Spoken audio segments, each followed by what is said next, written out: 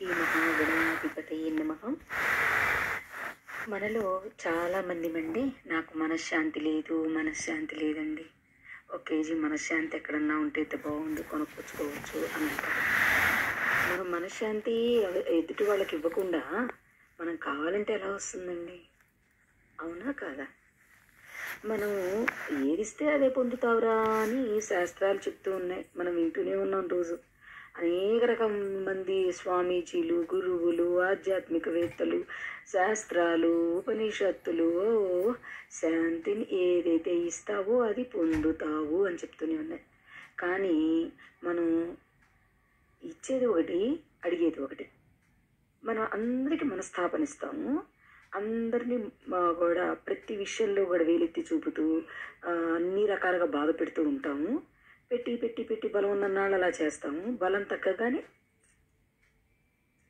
నాకు మనశ్శాంతి లేదు, నాకు అది లేదు, భగవంతుడు నా మీద జాలి లేదు, ఏం చెయ్యాలా, నాకు ఇప్పుడు మనశ్శాంతి కావాలంటే నేను ఎన్నో రకాల క్లాసులకు వెళుతున్నాను, అయినా సరే నాకు మనశ్శాంతి దొరకట్లేదు, అయినా సరే నేను ఏం చేయాలి, అందరి మాటలు వింటున్నాను, గంటల గంటలు వీడియోలు చూస్తున్నాను, గంటల గంటలు క్లాసులు వింటున్నాను, అయినా నాకు మనశ్శాంతి రావట్లేదు అని చాలామంది బాధపడుతున్నారండి.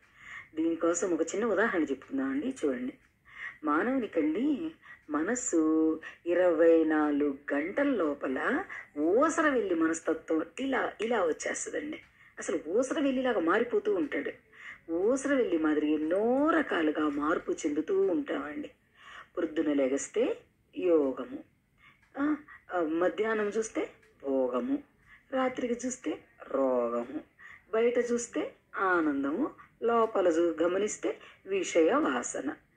యోగం అంటే చిత్తవృత్తి నిరోధము, అన్ని వృత్తులు కూడా పరమాత్మునికే అర్పణ చెయ్యాలి. కానీ ఇంట్లో పోగొట్టుకున్న సూది, ఇంట్లో వస్తువు పోగొట్టుకున్నామండి, ఈ ఇల్లు చీకటిగా ఉంది అని అనుకొని వీధి దీపం లైట్ వెలుగుతుంది కదా అని అక్కడ ఎత్తుక్కుంటే కనిపిస్తుందా? నువ్వు పోగొట్టుకుంది ఎక్కడ? ఇంట్లో బారేసుకున్నావు సూదిని. ఇంట్లో కరెంటు లేదు కదా అని చెప్పేసి వీధి లైట్ వెలుగుతుందని చెప్పి బయట వీధి లైట్ కింద ఎతికితే కనిపిస్తుందా మీకు? ఇది వెర్రితనమా కాదా? అవును కదా. ఎక్కడైతే పోగొట్టుకున్నామో అక్కడే వెతికినప్పుడు మాత్రమే ఆ వస్తువు దొరుకుతుంది.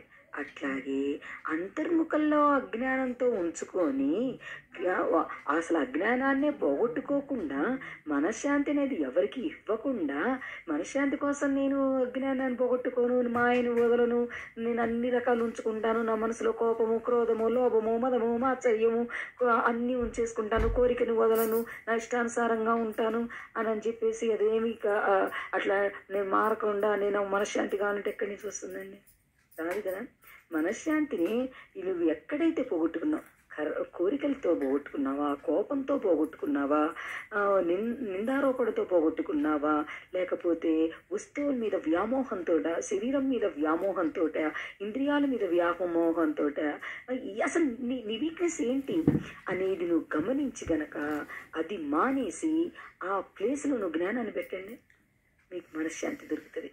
అంటే ఏంటి? ఒక మాటతో మనం ఏ తప్పు చేస్తున్నామని మనం గమనించుకొని ఆ తప్పు జరగకుండా ఆ టైంలో వివేకంతో ఆలోచిస్తూ ప్రశాంతమైన వాతావరణాన్ని కనుక నువ్వు సృష్టించుకున్నట్లయితే మనశ్శాంతి దొరుకుతుంది. మట్టిలో మాణిక్యంలాగా మానవుల్లోనే పరమాత్మ జ్యోతి ఉంచుకొని మనం ఎక్కడెక్కడ తిరుగుతున్నాం అండి? ఆ జ్ఞానంలో దానిని మూసి పెట్టేశాం. లోపలే భగవంతుడు ఉన్నాడని మనకి తెలిసినప్పటికీ కూడా చైతన్య స్వరూపుడు, ఆనంద స్వరూపుడు, జ్ఞానస్వరూపుడు, జ్యోతిస్వరూపుడు అని ఎన్నో రకాలుగా మనం వింటూ ఉన్నాం. కానీ అజ్ఞానంతో ఆ మాటలన్నీ మూసిపెట్టేసి నేను ఎక్కడో పోగొట్టుకున్నా, నాకు మనశ్శాంతి లేదు, నాకు దొరకట్లేదు అని నీలోనే ఉన్న జ్ఞానాన్ని బయటికి తానీయకుండా అజ్ఞానంతో మూసిపెట్టేసి నువ్వు ఎక్కడెక్కడో ఎదుగుతున్నావండి. అక్కడ చీకటిగా ఉందనుకోవడం పొరపాటే కదా. అట్లాగే అజ్ఞానాన్ని నిర్మూలించుకుంటే మనమేమవుతాం? మాధవుడు అవుతామండి. అది ఎక్కడుంది? మన లోపలే ఉంది. మన మనస్తత్వం మార్చుకోనంతకాలము కూడా మనకి ఎటువంటి ప్రశాంతత కానీ, శాంత భావము కానీ, మనశ్శాంతి కానీ దొరకదు. మనశ్శాంతి కావాలంటే అది నీ లోపలికి వెళ్ళి నీ లోపల తర్జన భర్జనలు దేనికోసం జరుగుతున్నాయి?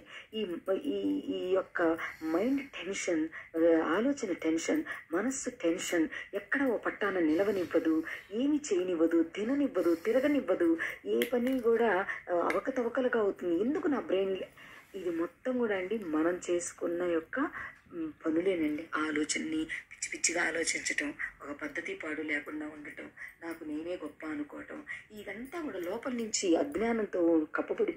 అజ్ఞానంతో మనం చేసే పనులు, లోపల ఉన్న జ్ఞానం కొంచెం కొంచెం కొంచెం కొంచెం కప్పబడిపోయి లోపలున్న ఒక జ్ఞానం ఉందనే సంగతి మర్చిపోయి బయట ఎక్కడో వెతుక్కుంటున్నాం అండి.